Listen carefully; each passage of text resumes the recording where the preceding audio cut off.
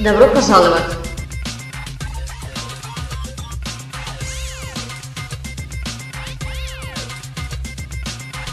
Eurasia sobre la mesa. Un programa de Ore. Новости.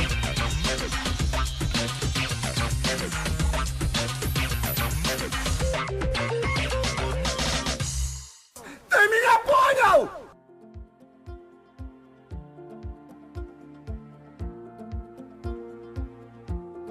Como en muchos aspectos de esta vida, no hay dos sin tres. Bienvenidos a la tercera entrega de Eurasia sobre la mesa. El programa en las ondas digitales del Observatorio Hispano-Ruso de Eurasia. Una asociación creada en 2015 por españoles y rusos convencidos de que Asia es el continente del siglo XXI, de que Rusia es Europa y de que el futuro de Europa pasa por desarrollar las relaciones con Rusia y con toda Asia.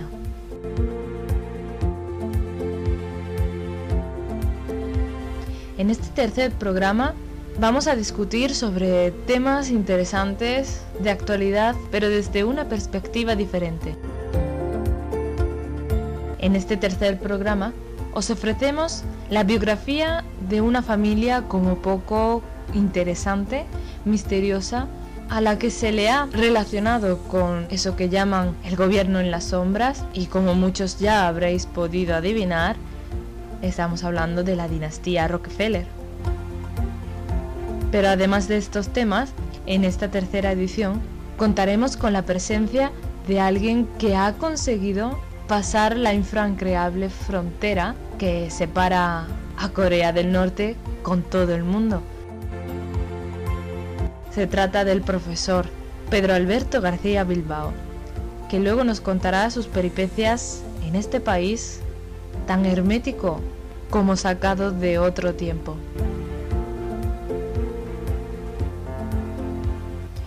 Esperamos que disfrutéis con la parrilla de temas que hemos traído esta semana. Y sin más, empezamos. Ya sabéis, soy María de la Bella y esto es Eurasia sobre la mesa.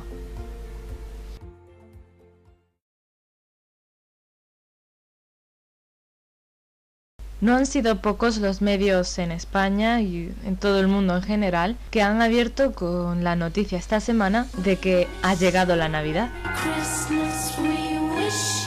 Existe una tradición en Estados Unidos de que el comienzo de estas entrañables fechas para muchos viene a manera de disparo de salida con el encendido del famoso árbol del Center Rockefeller.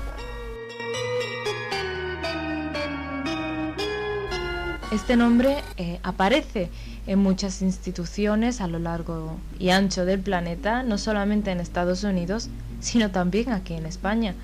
Sin ir más lejos, nuestro Centro Superior de Investigaciones Científicas, nuestro CSIC. Los Rockefeller son una dinastía, más que una familia, de personajes muy longevos. El último de ellos, David Rockefeller, murió este mismo año a la pasmosa edad de 101 años. Incluso se había conjeturado con la idea de que habían sido 8 los trasplantes de corazón a los que David Rockefeller se había sometido. Más allá de estas teorías, la verdad es que la familia Rockefeller ha tenido y sigue teniendo mucho que ver con lo que ocurre en el mundo. Nuestro compañero Joaquín Bravo nos contará ahora un poquito más sobre quiénes son los Rockefeller y cuál es su verdadero poder. Buenas, soy Joaquín Bravo.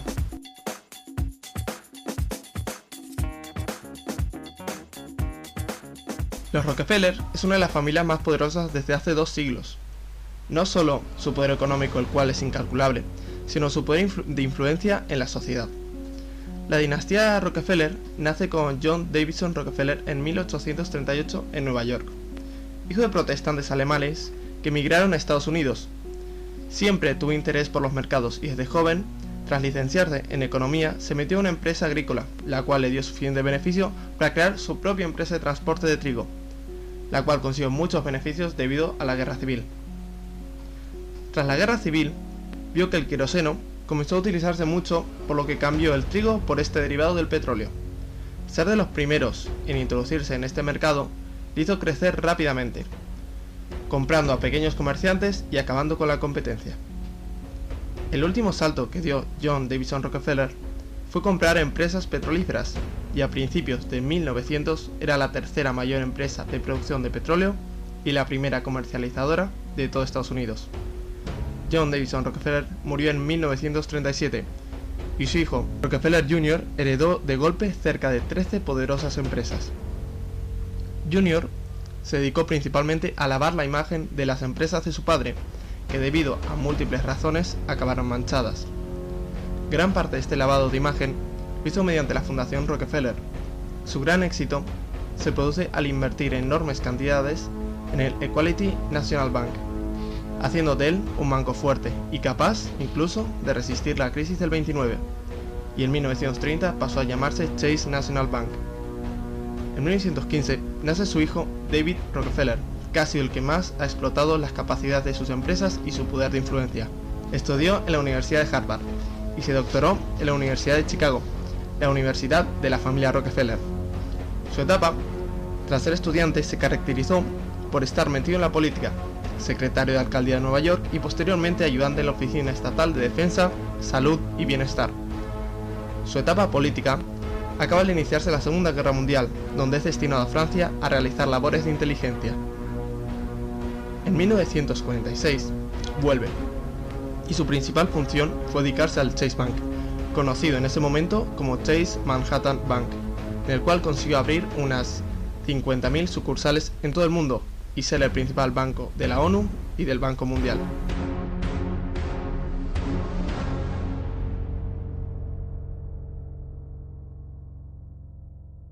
Los Rockefeller son una familia muy poderosa, pero su poder no es transparente y se pueden encontrar interesantes conexiones en todo lo que han hecho. Algunos ejemplos más relevantes son que en la Guerra Mundial vendieron armas a ambas partes, pero lavaban su imagen mediante la Fundación Rockefeller, ya sea invirtiendo en museos, donando dinero para proyectos o fundando universidades. Sí, como la Universidad de Chicago, la misma universidad donde nació la conocida teoría económica, la Escuela de Chicago, implantada en universidades de todo el mundo mediante la Fundación Rockefeller. La Escuela de Chicago son las teorías más neoliberales que existen actualmente.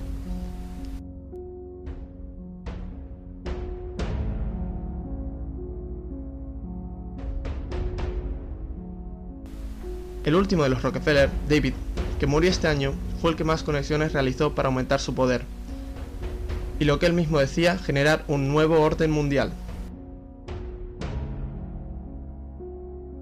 Es por ello que él fue el fundador de la Comisión Trilateral, organización que se encarga de defender los intereses de las mayores potencias financieras de América del Norte, Europa y Asia. Además, también fue un miembro fundador del Club Bilderberg, organización similar a la Comisión Trilateral, pero con la característica de que es totalmente oculta. Nunca se conocen los temas de los que se habla ni sus objetivos, y lo único que se conoce es que los miembros son líderes mundiales a nivel económico y político, y buscan soluciones a problemas geopolíticos que afectan a sus intereses. Son, por así decirlo, un gobierno mundial secreto. Pero la fundación más importante que tiene y que defiende directamente sus intereses es la Fundación Rockefeller, capaz de distribuir su pensamiento por todo el mundo.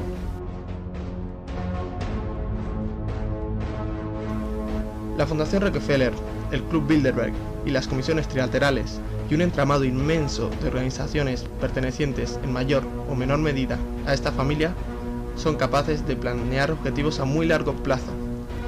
Un objetivo que tenía claro David Rockefeller: generar un nuevo orden mundial, donde quien gobernase no fuesen las regiones y las naciones, fuesen las corporaciones, y que para esto se cumpla solo se necesita una gran crisis.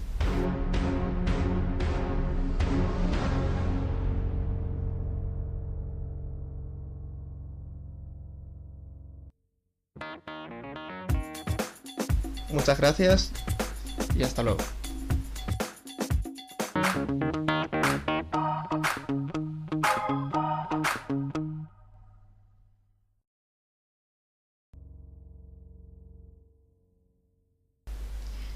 Interesante es la sombra de la familia Rockefeller en el juego de ajedrez que parece el mundo, y también curiosa la casualidad, digamos, de que se esté escuchando el nombre de George Soros como el posible sucesor de esta dinastía familiar.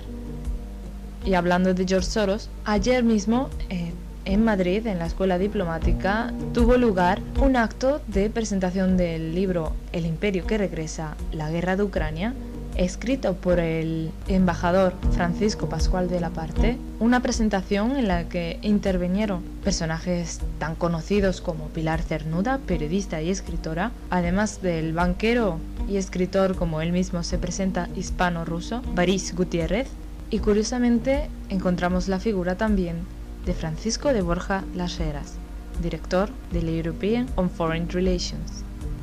Puede que este nombre os suene de un artículo que publicó el diario El País bajo el título de Podemos sería la avanzadilla o el caballo de Troya del Kremlin en España, además de coautor de un informe del think tank norteamericano The Atlantic Council, que escribió junto al investigador español Nicolás de Pedro, el mismo Nicolás de Pedro al que fue encargado el problemático informe del CIDOB, en cuyo anexo se clasificaban a distintos medios de comunicación y personajes de la vida pública, además de tuiteros o influenciadores de opinión, como prorrusos o pro gobierno de Kiev, anexo en el cual El País aparece como medio de comunicación potencialmente afín al gobierno de Kiev y por tanto de los intereses de la Open Society y del mismo George Soros.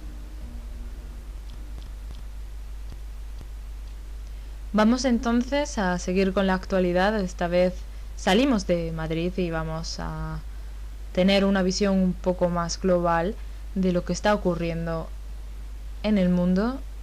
Y como muchos ya habréis adivinado, viene Teresa Romero con su actualidad en breve. Abrimos el noticiario con los últimos acontecimientos en Corea del Norte. Washington ha vuelto a añadir a Corea del Norte a la lista de estados patrocinadores del terrorismo, lista de la que había salido en 2008 en un intento de Estados Unidos por facilitar el diálogo con Pyongyang. El portavoz norcoreano del Ministerio de Exteriores ha calificado este movimiento como una herramienta para el autoritarismo al estilo estadounidense, que puede ser implementada o revocada en cualquier momento según sus intereses. Días más tarde, el miércoles 29, Pyongyang lanzó un nuevo misil balístico intercontinental, el de mayor alcance hasta la fecha.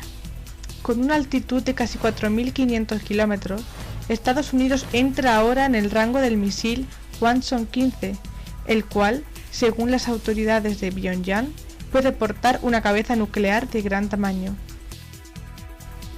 El Papa realiza su primera visita a Myanmar. El sumo pontífice ha llegado a Myanmar en un momento de gran tensión a raíz de la limpieza étnica que el ejército está realizando contra los musulmanes rohingya. Tras esta visita, planeada desde antes del inicio de la crisis, el sumo pontífice viajará a Bangladesh para reunirse con algunos de los 600.000 refugiados. El Papa ha evitado utilizar el término rohingya, siguiendo la línea del gobierno birmano, que prefiere denominar a esta comunidad como bengalíes. Nuevo impulso a la ruta de la seda. El pasado martes, los ministros de Economía de China y Georgia, reunidos en Tiflis, firmaron un memorándum para la creación de una zona franca. Este y otros acuerdos se enmarcan dentro del foro sobre la iniciativa One Belt, One Road, que ha tenido lugar en la capital georgiana. Ese mismo día, empezó a operar una nueva vía ferroviaria que conecta Georgia, Turquía y Azerbaiyán, un corredor que, se espera, acorte considerablemente el tiempo de transporte entre China y Europa. Continúa el juego político en torno a Saad Hariri. Tras retractarse de su renuncia el pasado 22, al regresar al Líbano, los actos del primer ministro libanés continúan incitando el debate. En una entrevista con la cadena francesa CNews, afirmó que planea renunciar si Hezbollah no accede a cambiar el status quo en el país, facción de su gobierno de coalición contra la que ya se manifestó en Riad por favorecer la injerencia de Teherán en el Líbano. Riad intensifica la lucha contra el terrorismo. Bajo el auspicio del príncipe heredero, Mohammed bin Salman, Arabia Saudí ha lanzado una coalición antiterrorista de 40 países musulmanes de mayoría suní. Fuera se han quedado Irak, Siria y el gran rival de la monarquía saudí, Irán. El comandante militar de la coalición es el pakistaní Rahel Sharif, quien dispondrá de su cuartel general en Riad. Nueva ronda de negociación sobre Siria en Ginebra. Las negociaciones comenzaron el miércoles, con retraso de un día por la llegada tardía de la delegación gubernamental, y en un ambiente más escéptico que optimista. Se espera que este diálogo, que reúne al gobierno sirio y a la oposición, se centre especialmente en las futuras elecciones y en la nueva constitución. La oposición, que tras reunirse previamente en Riad, se presenta por primera vez en una delegación única, se verá obligada a enfrentarse a su principal obstáculo, a saber, la fragmentación interna. Unos 50 delegados se encargarán de representar a las diferentes facciones opositoras que, entre otras cosas, discrepan respecto al futuro papel de Bashar al-Assad. El conflicto sirio se trató también en Sochi. El pasado jueves 23 se reunieron en la ciudad rusa de Sochi el presidente Putin y sus homólogos turco e iraní. Los dirigentes acordaron lanzar un congreso de diálogo nacional sirio, pero sin fijar todavía fecha ni composición. 2 días antes, el líder del Kremlin se reunía con Bashar al-Assad, celebrando los avances de la lucha contra el terrorismo en Siria y recalcando la necesidad de pasar a un proceso político. Polémico acuerdo de ventas de armas entre Grecia y Arabia Saudí. El gobierno griego sigue adelante con el acuerdo para vender armas a la monarquía del Golfo por un valor de 66 millones de euros. Esta transacción está levantando gran oposición en el país heleno, incluso entre los propios miembros del gobierno de Siriza. Crisis política en Berlín a raíz del glifosato. El pasado lunes 27, los países de la Unión Europea votaron en favor de prolongar el uso del herbicida durante otros 5 años. Entre los 18 Estados miembros que votaron a favor de la propuesta de la Comisión Europea se encuentra Alemania, donde se ha desatado una crisis política. La ministra socialdemócrata de Medio Ambiente, Barbara Hendricks, ha renunciado que había quedado establecido que Berlín se abstendría en la votación. El ministro de Agricultura y miembro de la Unión Social Cristiana de Baviera, Christian Schmidt, habría tomado la iniciativa sin el aval de su contraparte en el Ministerio de Medio Ambiente. Este contratiempo podría poner en riesgo las negociaciones entre los conservadores y los socialdemócratas para formar un gobierno de gran coalición.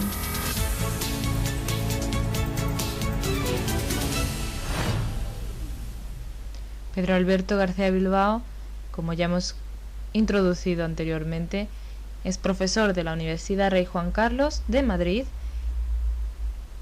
y ha estado en Corea del Norte y ha tenido la condescendencia de otorgarnos una entrevista.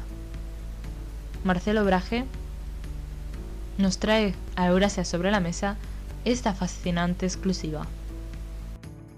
Yo tenía realmente mucho interés y también mucho respeto por todas las iniciativas que pueden haber llevado los pueblos a lo largo de su historia en lucha por su liberación, ¿no? Entonces, vamos a ver, la historia de Corea es dramática, es una historia dramática. Es decir, lo que sufrió toda Corea durante la dominación japonesa es algo que no está estudiado suficientemente o que no es suficientemente conocido, pero el sufrimiento, la explotación y la dominación más brutal que de tipo colonial se ha conocido en algunas zonas del mundo, pero la que sufrió Corea a manos de Japón es tremenda. Entonces, como resultado de un proceso histórico, pues Corea logró liberarse del yugo japonés al final de la Segunda Guerra Mundial para inmediatamente, con todas las heridas sufridas durante su historia reciente y durante la Segunda Guerra Mundial y con las relaciones con Estados Unidos y Japón y luego ocurrido después de 1945, pues se va a encontrar metida en un conflicto tremendo. Entonces yo era muy consciente de que la realidad coreana era una realidad que era fruto de esos grandes choques, ¿no? Y entonces tenía mucho interés en conocer el país. Había oído hablar muchísimo de la situación social, de la situación económica, del nivel de vida, de los problemas de hambruna que habían tenido, etcétera. Y luego, por otra parte, prácticamente es el único país que queda, el único estado que queda en este momento que tiene una economía netamente colectivizada, porque China es un país socialista, pero tiene una economía mixta, claramente, ¿no? Y hay otros países donde también hay oficialmente son países socialistas, pero tienen economías mixtas. Vietnam, etcétera, ¿no? Son países que formalmente son países donde el Partido Comunista tiene un papel fundamental, es la llave del Estado, pero sus economías no son economías de tipo colectivista. Entonces Corea del Norte sí es un país colectivista. Y estoy utilizando colectivista porque el colectivismo puede tener distintos orígenes o distintas entradas, ¿de acuerdo? Entonces, en Corea del Norte sí es un país colectivista. Entonces, claro, visitar eso, conocerlo de primera mano, pues es algo que realmente me llamaba la atención. Entonces, a mí lo primero que constato, de alguna forma, es que bueno, pues ellos habitan en la idea de una permanente militancia cercana a la guerra. Es decir, es como si la guerra pudiera ser una realidad de un momento para otro, con Japón, con Estados Unidos o con alguna otra potencia, ¿no? Entonces, la realidad del mundo es que hay conflictos y hay enfrentamientos geopolíticos, pero la realidad de Corea del Norte es que la guerra es una realidad que puede estallar en cualquier momento. Entonces, claro, estamos hablando de un país que tiene una economía de guerra en tiempo de paz. Tiene una economía de guerra, una política de guerra, una política de derechos de guerra, es decir, se supedita todo al esfuerzo bélico, al esfuerzo de guerra. Entonces, claro, eso acaba condicionándolo todo. Entonces, en la visita, bueno, pues fue una visita pues normal, como las que se hacen al país, es decir, una visita controlada. Una visita en la cual pues tienes unos guías, tienes un programa muy estricto, donde tú llegas a la capital y no te puedes mover libremente por la calle. Es decir, por eso digo que la concepción que tenemos nosotros de que visitas un país, llegas al aeropuerto, hombre, si alguien se toma la molestia de ir a buscarte y te lleva y luego te hace de guía, pues mira qué bien, ¿no? Pero en principio tú sales del hotel, te paseas por allí, compras el periódico, te tomas algo en un bar, te das una vuelta, vas a ver a un amigo, regresas al hotel y luego hacer las visitas programadas. Bueno, pues eso hay que olvidarse. Eso en Corea del Norte es imposible. Es completamente imposible. Es decir, las visitas están acompañadas totalmente. Solamente están supuestamente en privacidad cuando están en el hotel. Es decir, pero tú no puedes andar normalmente por la calle salvo que estés allí residiendo, claro, ¿no? Es decir, no puedes decir, bueno, voy a ver tal cosa, tal sitio, nos vemos luego a las 3. Eso no lo puedes hacer. Es decir, está todo controlado. Es posible que alguna persona que está allí viviendo permanentemente pueda hacer eso, porque hay personal de agencias, o hay estudiantes, o hay intercambios, etcétera. Pero la movilidad es algo que está completamente limitado. Entonces, ellos podrán tener buenas razones para eso, podrán explicarlo, quiero decir, pero la realidad es esa. Entonces, claro, eso realmente choca, ¿no? Y ¿por qué te preguntas, bueno, ¿por qué? ¿Cuál es el problema para esto? Entonces, claro, ¿y qué consecuencias tiene en la vida de las personas vivir en un país donde eso funciona así? Y luego hay cuestiones pues de otro tipo. Vamos a ver, hay necesidad, se observa necesidad en el país cuando viajas por el país, o viajas por la capital, o viajas de una ciudad a otra, se ve necesidad. Es decir, hay infravivienda, hay chabolas, hay gente en la miseria, hay mendigos, hay hambre, hay miseria. porque esa es la realidad cuando viajamos a montones de países. En Asia ni te cuento, en África, vamos, ni por asomo. O sea, visitar cualquier capital africana es una cosa terrible, ¿no? Incluso las que tienen mayores índices de desarrollo. En América Latina también, bueno, por favor, en Estados Unidos o incluso en las sociedades europeas, que con mucho son las sociedades que tienen un mejor nivel de vida y son más homogéneas. Bueno, pues en Corea del Norte eso no se observa. Es decir, si tú viajas a lo largo del país, lo que ves es un nivel de vida muy homogéneo dentro de unos ciertos parámetros de dignidad. Eso tengo que decirlo porque es que lo he visto. ¿Que hay zonas que a lo mejor no he visitado? Pues sin duda. Aquí yo tampoco he visitado la Cañada Real, ¿no? Pero en principio cuando tú entras y sales de una ciudad muchas veces y recorres el país y haces 100 o 200 kilómetros para allá y luego para acá y ves las zonas rurales y ves la capital, bueno, pues te haces una idea. Hay cosas que no se pueden ocultar, ¿no? Bueno, pues en ese sentido el país tiene un nivel de vida muy homogéneo, lo cual es previsible en una sociedad colectivista, pero que asegura unos mínimos vitales al conjunto de la población. Luego, la economía no es una economía que esté monetarizada, es decir, el valor de cambio del dinero,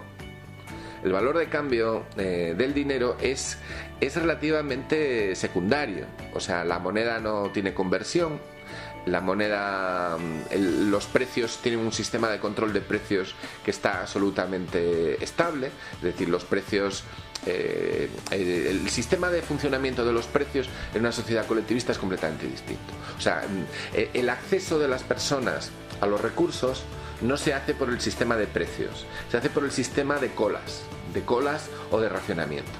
Es decir, los sistemas de precios en una economía capitalista normal lo que permiten es acceder a las personas a los recursos que son limitados. Es decir, si muchos queremos algo, pero la cantidad de ese algo es limitada, el precio sube y entonces solamente podrán acceder los que tengan la capacidad de compra, ¿de acuerdo? En una economía colectivista el sistema de asignación de los recursos cambia completamente. Si se dice, esta es una cosa necesaria para la gente, bueno, pues entonces lo que ocurre es que una de dos, o pones unos mínimos, racionamiento, y le aseguras a todos una cantidad mínima, o bien pones una cola, o sea, pones un sistema de el primero que llega se lo lleva, que es básicamente lo que hace una cola, ¿no?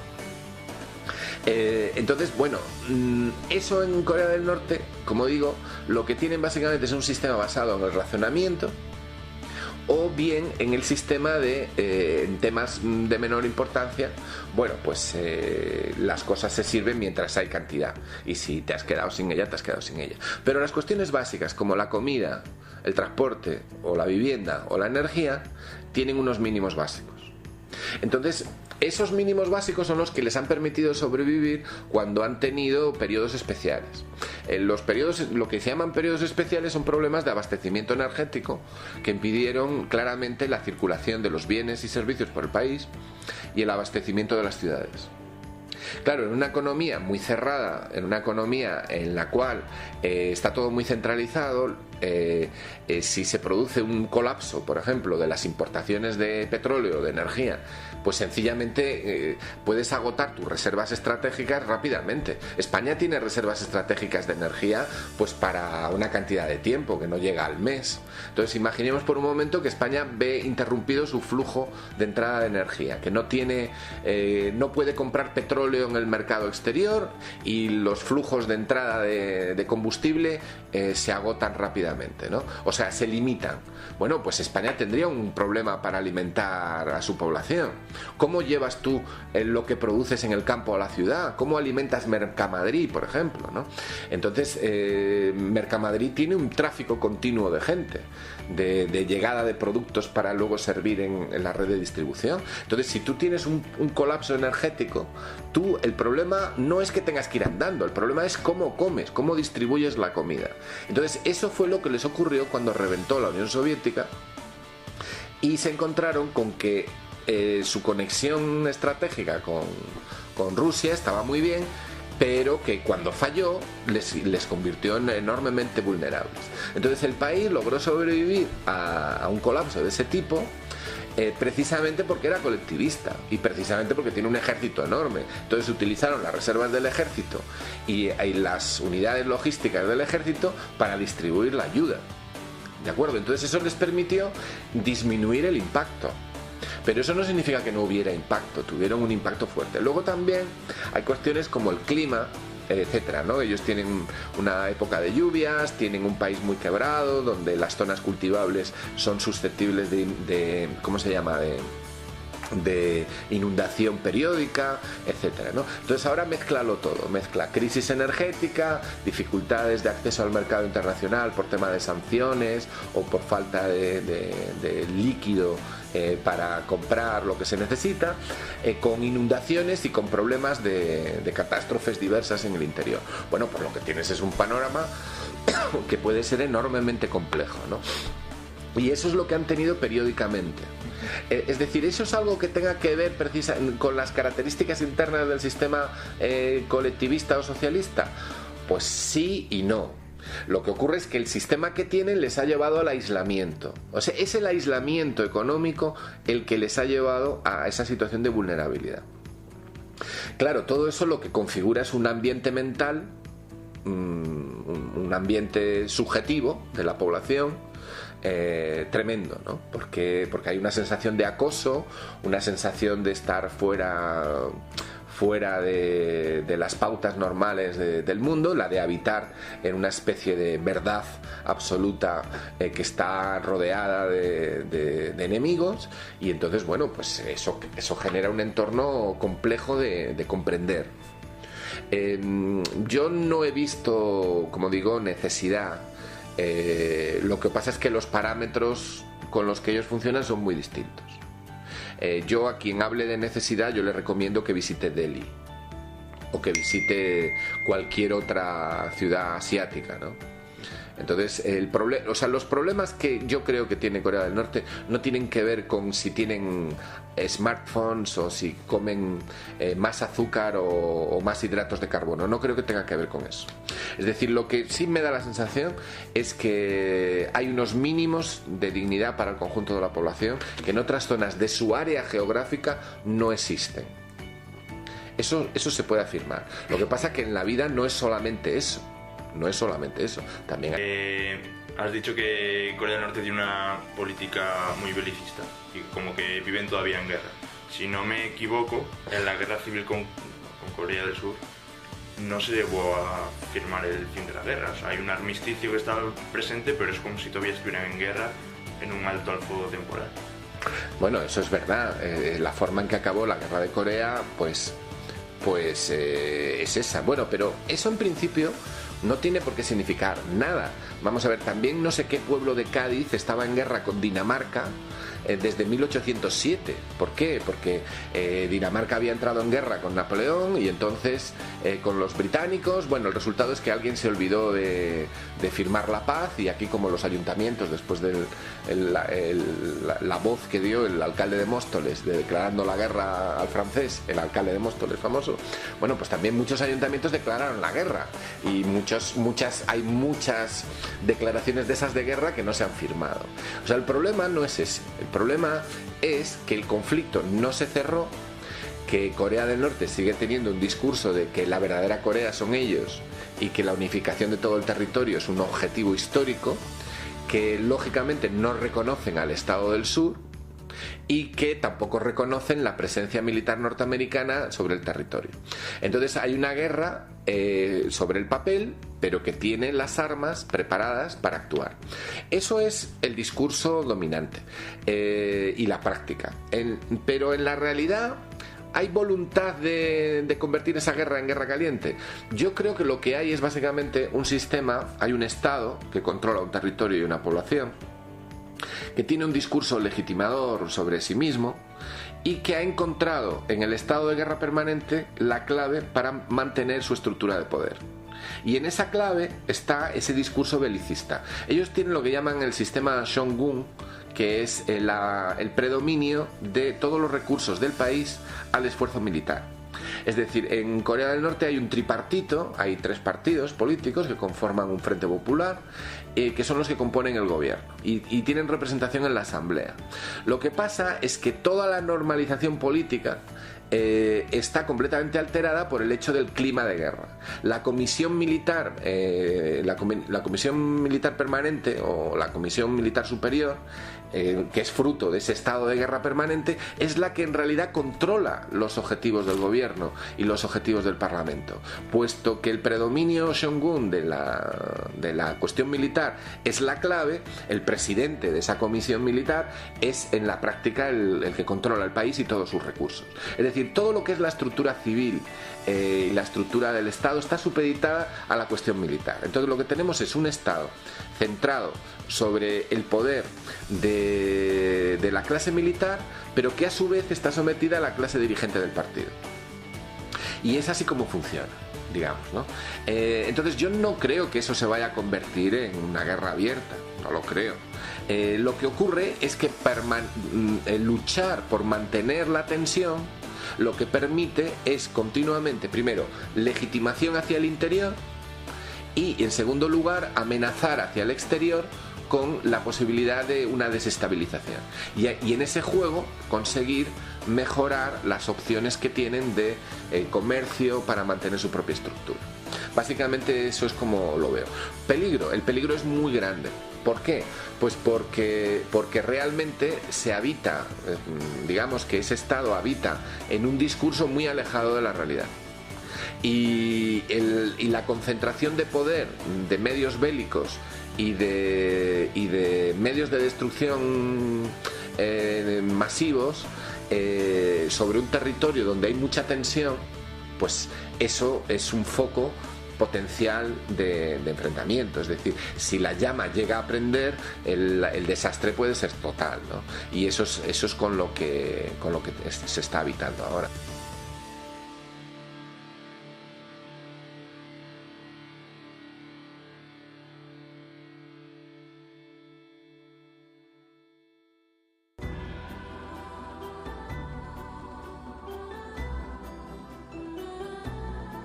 Y hasta aquí el tercer programa de Eurasia sobre la mesa.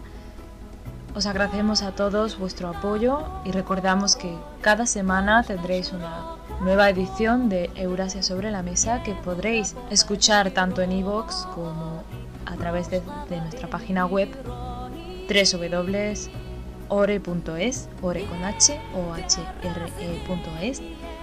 Para contactar con nuestro equipo podéis hacerlo a través de nuestra página de Facebook, Observatorio Hispano-Ruso de Eurasia ORE, ORE con H o HRE, además de nuestra cuenta de Twitter, @ORE2016, 2016 con número, ORE con H intercalada, como ya sabéis, y la O con mayúscula.